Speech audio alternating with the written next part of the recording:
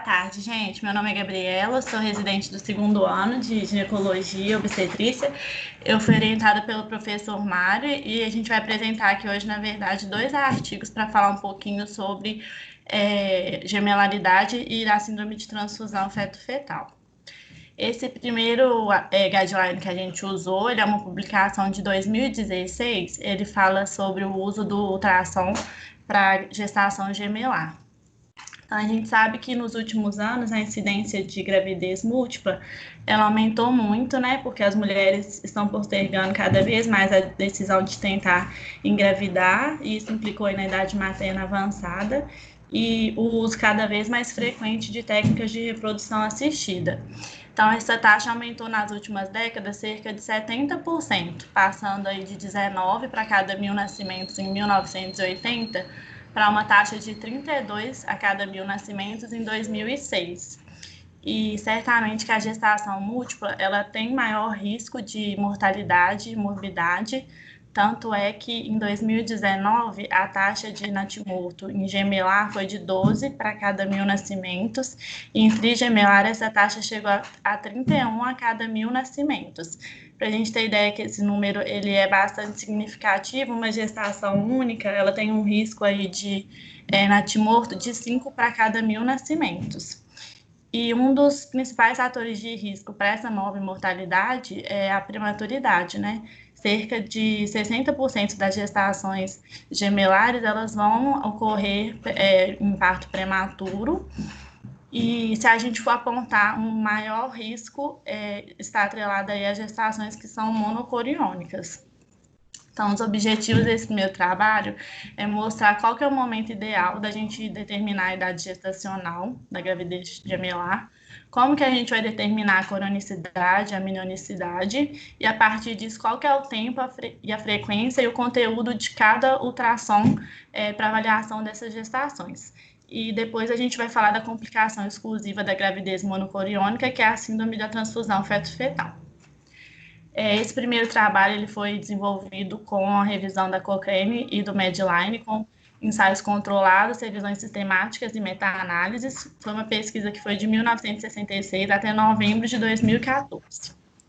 Então, idealmente, a gestação gemelar ela deve ser feita a idade gestacional quando o CCN foi em cerca de 45 até 84 milímetros. Ou seja, a gente vai estar falando de uma gestação de 11 semanas até 13 semanas e 6 dias. Se a mulher chegar depois disso, né, com mais de 14 semanas, o método que a gente vai usar é a medida do CC. E se tiver discordância entre os fetos, a gente vai utilizar sempre a maior medida. E se a mulher ela teve a gravidez fruto aí de técnica de reprodução, a idade gestacional vai ser calculada com base na data que foi feita o procedimento. Em relação à cronicidade e à minionicidade, a gente deve determinar idealmente antes de 13 semanas e 6 dias. E como que a gente vai observar isso? Pelo ultrassom, a gente vai avaliar a espessura aqui em que a membrana ela vai se inserir na placenta. E aí a gente vai ter ou o sinal do T ou o sinal do lambda. É importante avaliar cuidadosamente onde que a membrana está se inserindo, porque nas gestações dicoriônicas e amnióticas é uma camada bem espessa, né? E aí ela forma esse primeiro sinal aqui que a gente vê, que é o sinal do lambda. Já nas gestações monocoriônicas, a camada ela é bem fininha, então ela forma, quando ela se insere na placenta, esse sinal do T. E o artigo, ele coloca aí que assim que você determina a coronicidade, né, e consequentemente a minionicidade, você deve relatar isso no prontuário, relatar isso no cartão da gestante, e ele foi até repetitivo, assim, ao dizer isso, mas quando a gente vê esse caso, igual o Lucas apresentou, a gente vê que é uma coisa simples, mas que é muito importante, né? E para aquelas mulheres que chegam, então, depois de 14 semanas, que é muito frequente também na nossa prática, a gente vai usar os mesmos sinais que a gente acabou de falar. Pode avaliar também se o sexo dos fetos for discordante, a gente já pode afirmar que é uma gestação dicoriônica de amniótica, que ela foi aí oriunda de 2 óvulos, né, fecundados por 2 espermatozoides. Se tiver dúvida através do ultrassom abdominal, você pode tentar via endovaginal, que alguns autores falam que ela é melhor para avaliar a questão da membrana. E o Doppler ele também pode ser utilizado, porque às vezes nas gestações monocoriônicas tem ali, os vasos eles ficam muito entrelaçados e aí pode ser um critério também. E se ainda continuar em dúvida, sempre é válido uma segunda opinião, né, de especialista. E mesmo assim, se a dúvida persistir, o mais seguro seria você classificar a gestação como monocoriônica, porque o cuidado com esse tipo de gestação ele é maior, né? E lembrando que quando a mulher ela chega aí depois de 14 semanas, fica um pouco complicado você determinar mesmo a coronicidade, ela não é tão fidedigna, porque a placenta, elas ficam muito adjacentes, e aí a ultrassom às vezes pode dar a impressão de que ela é uma única massa, né? A partir, então, depois que você determinou qual que é a coronicidade, né, a minionicidade, como que vai ser o monitoramento dessa gestação? Se for uma gestação de coriônica que está ocorrendo tudo bem, não tem outro fator de risco associado, você vai fazer aí primeiro o ultrassom do primeiro trimestre para datação e para fazer rastreio aí da trissomia do 21. Depois você vai seguir com o morfológico mesmo, para avaliar alguma malformação, avaliar a questão do líquido e avaliar também a medida do colo, né? Porque, como a gente falou, essas mulheres estão mais sujeitas à prematuridade. E depois disso, você pode fazer um ultrassom a cada 4 semanas, para avaliação básica aí do crescimento fetal, da questão do líquido e também para avaliação de Doppler. Nas gestações monocoriônicas, o ultrassom vai seguir o mesmo raciocínio, mas a partir de 16 semanas, essa mulher já ela faça um ultrassom a cada 2 semanas. Você vai avaliar também o crescimento fetal. E esse DVP, a gente vai falar um pouquinho mais para frente, é a medida do bolsão na posição vertical do volume de líquido, né? E a partir das 20 semanas, você pode estar indicado também fazer um morfológico, e aí vai acompanhar não só com DVP, mas também com o Doppler de artéria umbilical e medida do pico sistólico aí da cerebral média, e como a gente falou, a medida do colo.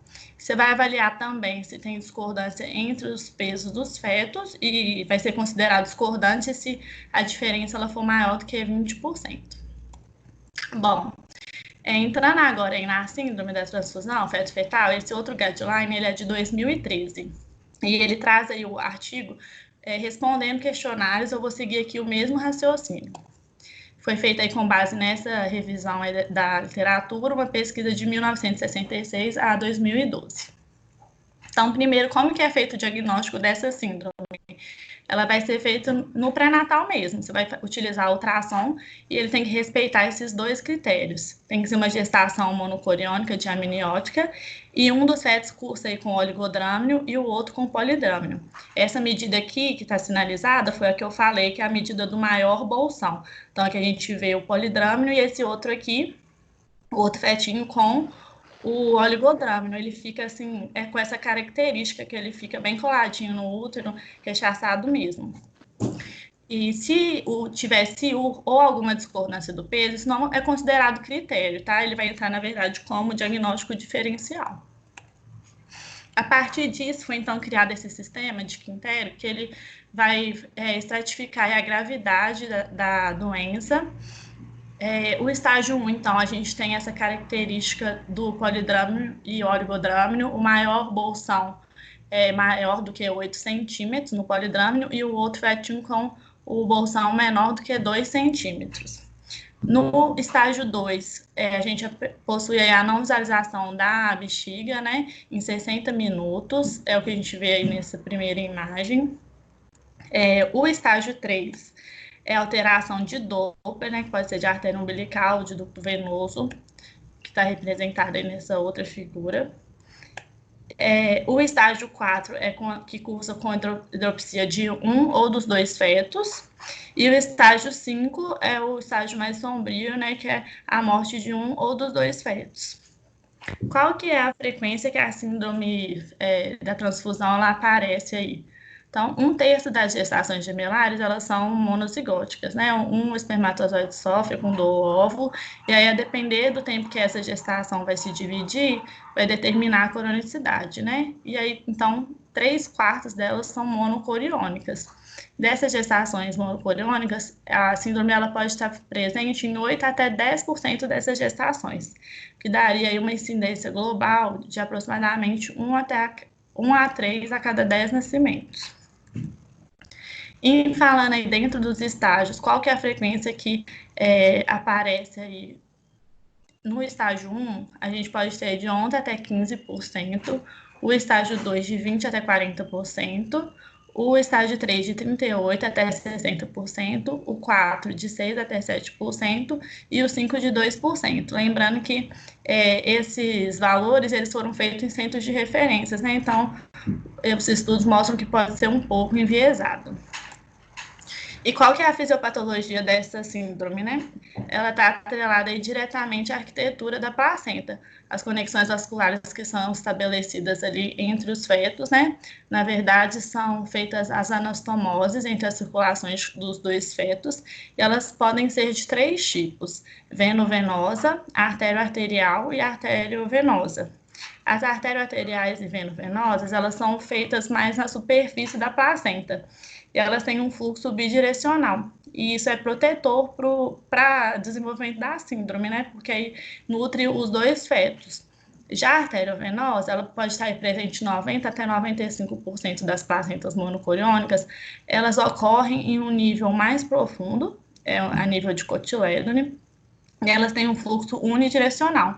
Então, isso que vai levar ao desenvolvimento da síndrome, porque nutre um feto em detrimento do outro. Como a gente pode ver nessas imagens, que as arteriovenosas, elas são a um nível mais profundo do que a arterial e venovenosa. E como que é feito o monitoramento, né, dessa síndrome? Voltando um pouquinho do que apresentou no outro artigo, a partir de 16 semanas, então, a gente já pode fazer a medida do bolsão e determinar se tem critério para classificar a síndrome ou não. Se classificou a síndrome, qual que vai ser a condução, né? Quais são os tratamentos que a gente tem para essa gestante? A gente pode optar até por uma conduta expectante, ou a gente pode fazer o tratamento com amniorredução, né? Ou amniodrenagem. Também pode ser feita a septostomia ou a coagulação a laser por fetoscopia.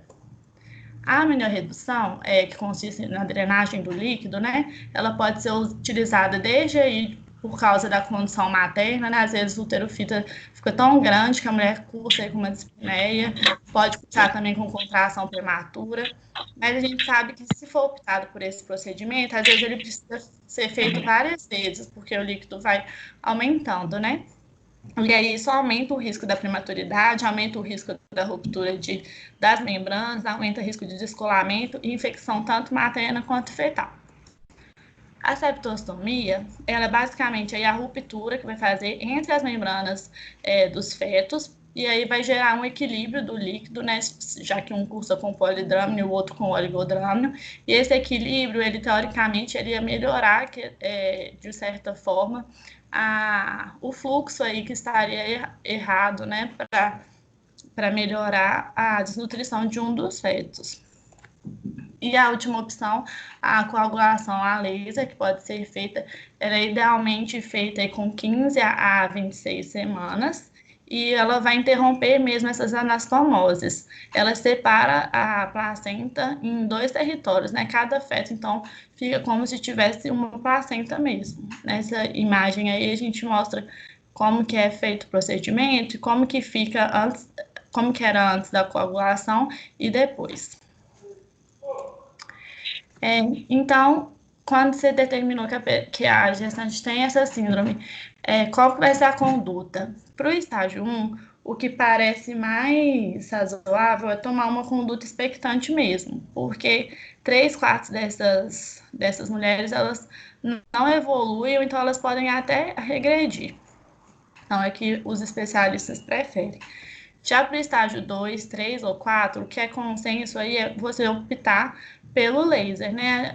Nesse período que a gente falou, respeitando até as 26 semanas.